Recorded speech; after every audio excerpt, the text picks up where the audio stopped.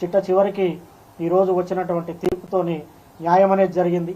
వాస్తవంగా అందరూ మీకు సంతోషంగా ఉందంటారంటే సంతోషం కాదు, ఇది వాస్తవంగా ఏంటంటే నా బాధను ఎవరు తీర్చలేరు, కొడుకులేని బాధ ఎవరు తీర్చలేరు. మేము ప్రతినిత్యం బాధపడుతూనే ఉన్నాం. ఎవరన్నా బయట బాబులు కనుక్కున్నప్పుడల్లా మా బాబు క్లాస్మేట్స్ కనిపించినప్పుడల్లా బాధ ఉంటుంది.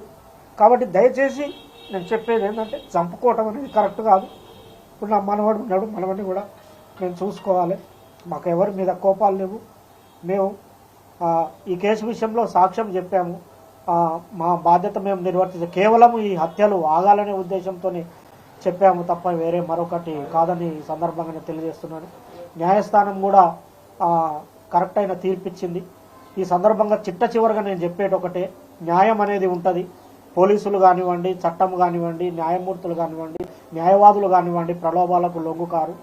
ఈ దేశంలో, ఈ రాష్ట్రంలో, ఈ సమాజంలో న్యాయం అనేది ఉందని మరొకసారి రుజువందని తెలియజేసుకుంటూ సెలవు తీసుకుంటాం.